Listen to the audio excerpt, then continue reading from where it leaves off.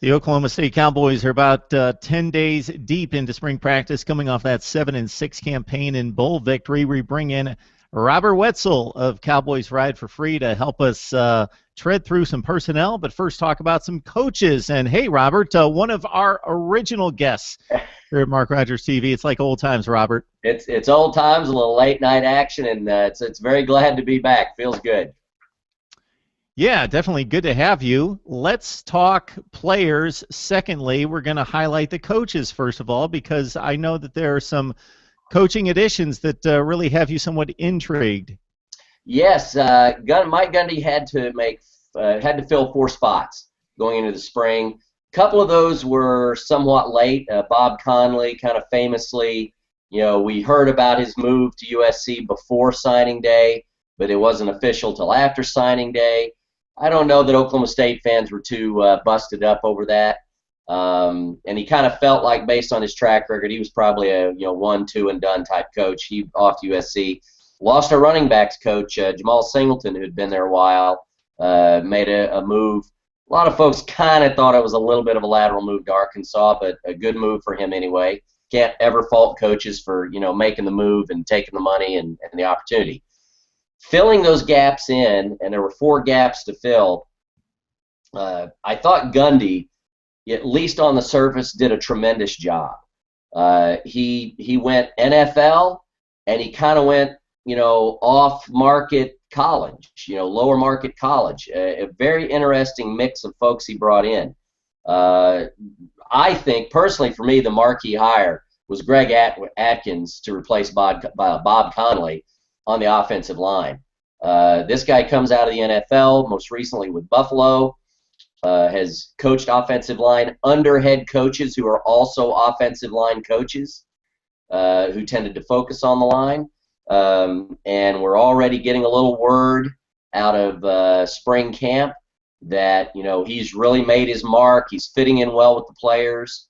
Is maybe a little bit of a throwback more towards the Wickline style of coaching, tough, regimented, and he's just looking for his 5 best players, and he might mix and match, and so guys have to know some positions, but also talking about being basic in what they do, and I think it's going to be interesting because where Conley kind of got stuck with a thin stable and maybe some injuries last year, Atkins is coming in with a little more recognition as that offensive line coach, and he's got a pretty solid stable of linemen with some experience to work with, primarily Victor Saleko, 6'6", 330-pound, junior transfer from UAB, as everybody knows.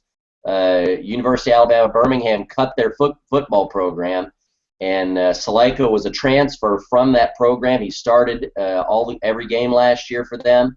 So he could be a huge addition for a coach who comes in with a pretty good pedigree. So what was kind of a weakness last year, I think OSU fans are going to be pretty excited to see that offensive line perform this year and maybe look for it to get back to the days of 2010, 2011 where they could really count on them. The other coach that I thought was just a really fascinating hire was Marcus Arroyo, who's our running backs coach, who came from the NFL also. But if I'm not misunderstanding something, he was helping call plays at Tampa Bay last year. Nobody really asked a lot of questions about that. I think the one question he got asked at the spring presser, he sort of deflected it, said, "No, I'm focused on Oklahoma State." So kind of wonder if there's a little story behind all that. But this guy was calling some plays in the NFL last year, and he's a very dynamic personality. You can tell that mentally he's functioning at a pretty sophisticated level in his thinking. Not that coaches, some coaches don't, but he's thinking really higher level as a coach in more complex stuff. So I think a lot of this may fit well with Yurcich, who all of a sudden folks have kind of softened on a little bit as the offensive coordinator. So I think those 2 hires are key. Dan Hammerschmidt, who's coaching, I believe, safeties, and McKendu, who came from Montana State is a very interesting hire. He's a guy who's going to have tight ends and fullbacks, and comes out of Montana State where they ran up tempo, but they ran the ball a lot. So I wouldn't be surprised, based on everything that we've seen, the discussion in the media, and there's actually been a couple of posts about this out there on the internet, that Gundy may be looking to steer the high-tempo offense more towards a power running game and high tempo versus a sling it all over the field air raid type of tempo. So that's going to be very interesting to see what happens. Now, quarterback battles have been commonplace in Stillwater for the last several years. If you just look at game experience and look at the stats, I would think that there would be another quarterback battle coming up this fall. But not so much, with Dax Garman, the senior, taking a back seat to Mason Rudolph. So Rudolph definitely has shown coaches, and Mike Gundy in particular, enough to gain the starting nod. Right. So here's what Oklahoma State fans were like, wow, what happened when Gundy came out, literally, not very long after the bowl game, and Rudolph is our starter. Dax Garman, predictably, because J.W. Walsh is coming back, and he would be just guaranteed to be the backup QB. So Dax Garman, and Gundy alluded to this at the opening of the spring presser, is going to be transferring. Don't know where, but he is going to be transferring out of the program. So you really end up with Rudolph in the starting position. J.W. Walsh definitely will be the backup. And you've got a true freshman, John Kolar, who enrolled early. I think they're looking at, depending on what they see out of a couple of other QBs that are on the roster, Kolar's probably going to redshirt. Unless you get a situation like last year where guys are dropping like flies and you don't have anybody viable to throw in there. But I tell you what, if you want to be Oklahoma State starting QB, go beat OU, win a bowl game, you're the starting QB next year.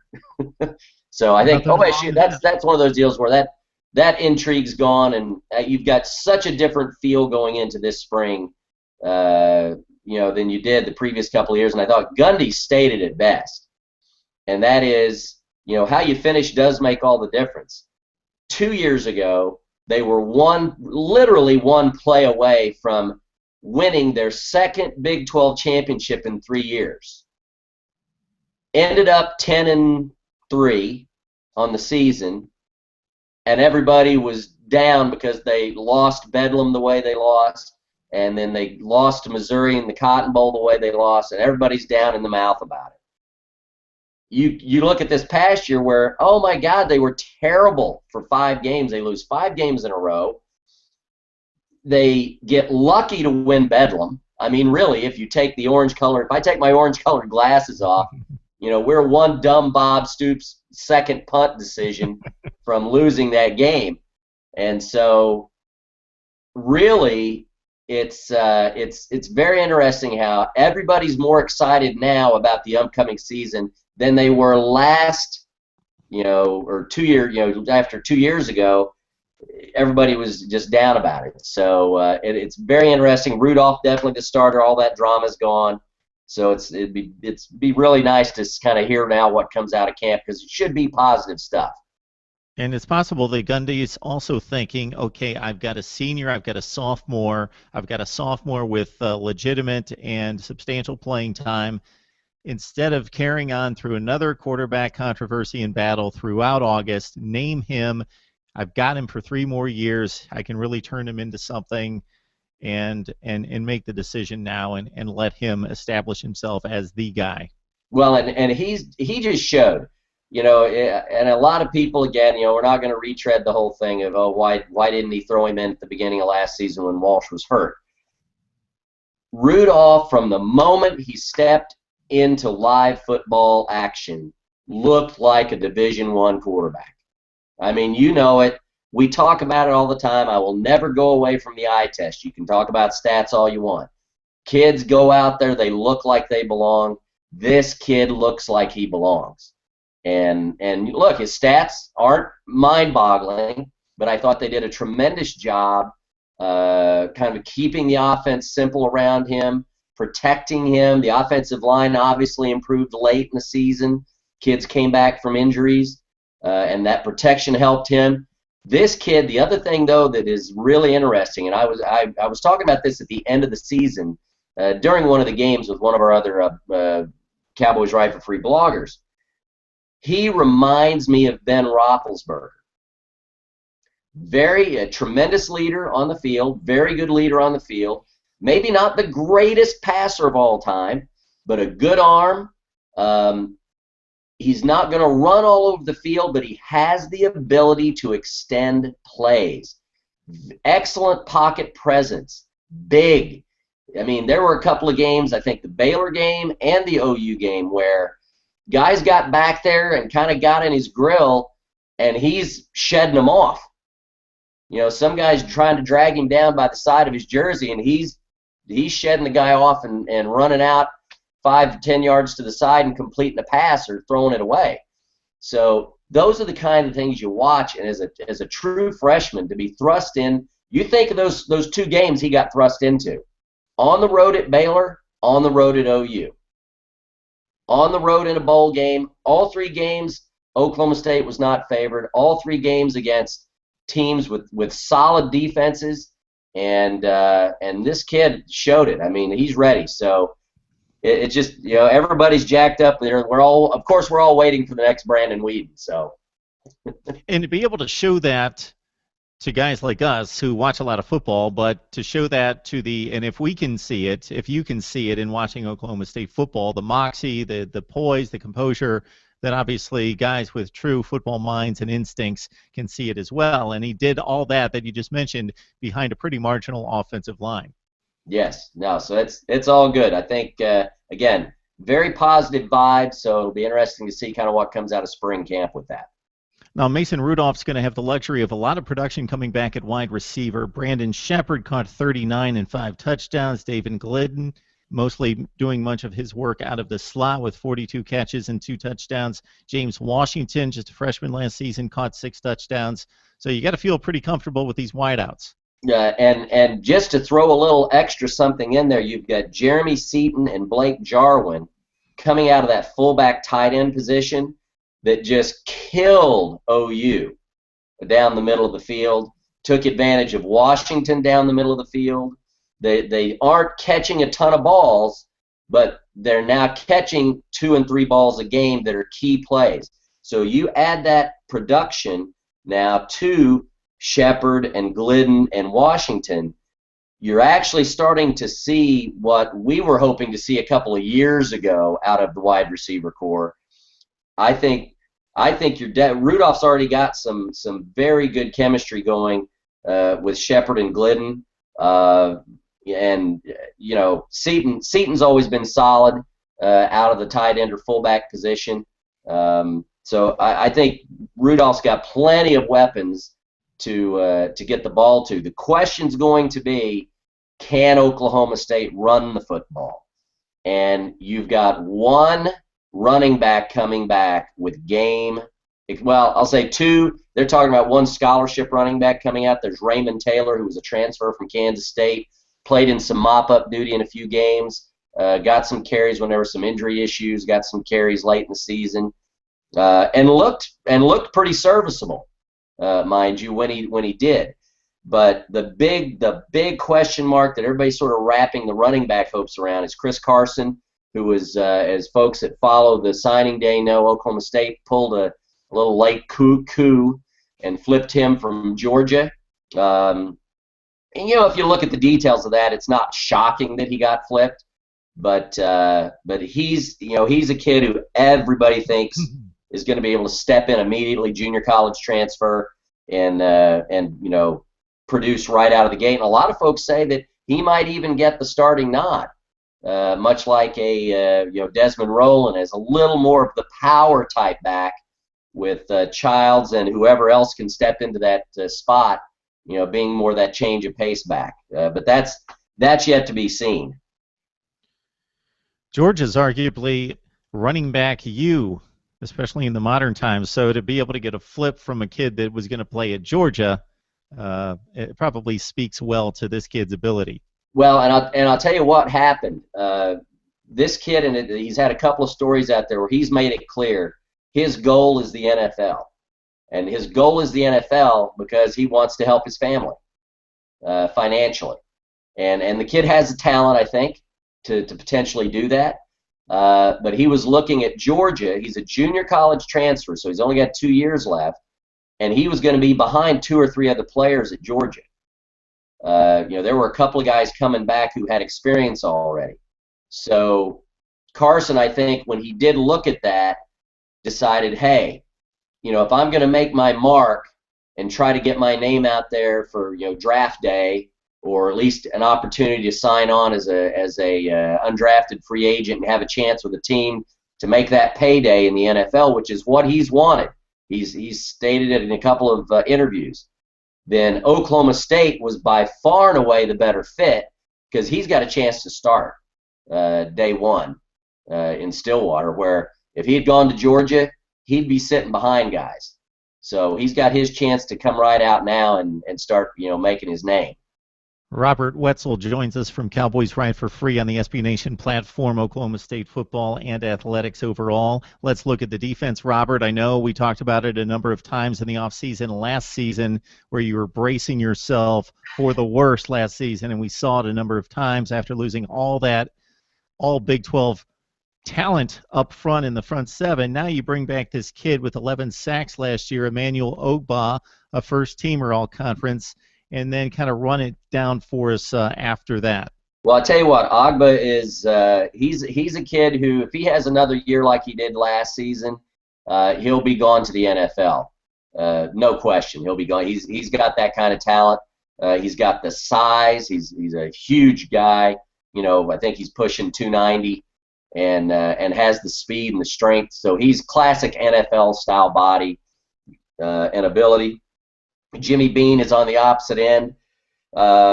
Defensive end is maybe a little bit of a concern coming off of last year. They were very deep. They were too deep on both sides, no question. This year, I mean, they'll be too deep, but I think it's maybe a little more tenuous because they've got a couple of guys who did get some time. Vince Lavini, Trace Clark got some time last season. Victor Irakansi got a little time last season, but I've seen a few tweets. I've seen nothing story-wise. I've seen a few tweets that may be drawing into question whether he's going to be with the team or not. But, again, nothing confirmed. Only seen a couple of kind of odd tweets out there about it, no stories about it. Behind those guys, you got 4 redshirt freshmen and a sophomore. And size is an issue with those guys. So I'd be watching the defensive end position a little bit. A little nick-up injury here or there, and that position could get thin pretty quick. Defensive line is kind of our main concern right now. The loss of James Castleman and Ofa Hata, who anchored the middle of that line, were tremendous. It's be very interesting to see what happens. They do have, I think they are going to be 4 deep in that position, and they're averaging over 300 pounds per guy. So, I would look for, you've got a junior college transfer. I am going to butcher his name, I know, but it's Matekiai Maele. You gave it a go, Robert. I gave it a go, and I'll probably get tweeted to death that I screwed that up. But he's a JUCO transfer, 305, that I think will help anchor that a little bit. But they've got some guys coming back. Ben Hughes, Vince Taylor, Eric Davis, all have seen a little bit of playing time. So I think that position will be okay. Joe Bob Clement's a tremendous coach. He'll be good. Linebackers very deep. Very deep. Ryan Simmons, Seth Jacobs. You got a couple of freshmen that played last year in J.C. Acom and Justin Phillips, especially late in the year. Phillips really played well. Devontae Averett, who was supposed to be a kid who could contribute quickly, but had a knee injury. They thought he might come back for the season, but then they decided to shut him down. Chris Catlin, who played the previous year but had to sit out due to some academic issues, he's back. So linebacker is going to be very deep. Cornerback and safety, all positions where Oklahoma State was green and young. They're not green and young anymore. These kids all played. So, Ashton Lampkin and Kevin Peterson, they're going to be 4 deep on the sides. Behind Peterson and Lampkin, you're going to have Ramon Richards, who played a lot later, especially late in the season, McTavius Jones, Chris Hardiman, all guys who got time. So that position's deep. Safety's going to be deep. So defense, I think we're going to see them return more to what we saw in 2013. And defense last year, by the way, while we struggled at times, we did give up some plays. You could see things working. You could see that Spencer knows what he's doing, and he was dealing with youth. They'll be good. They'll be fine this year. They're going to be in good shape. Robert Whetsell, Cowboys Ride for Free on the SB Nation platform. Robert, we dusted you off, and you delivered once again. Thank you very much, and we'll just end this with saying, after such a struggle last year, we have the 3rd place jinx going right now, as we've been picked in a number of different places. The team that's most likely to challenge Baylor and TCU at the top of the conference. So, there we go. At least we're not picked to win it, because we don't like that as OSU fans. We'd rather come from behind. And I'm guessing that rarely happens, and that's worked out well for you in the last 5 years. In the last few years, that has worked out all right. Okay, Robert, you have a good one. Thank you, Mark. Appreciate it. Glad to be back.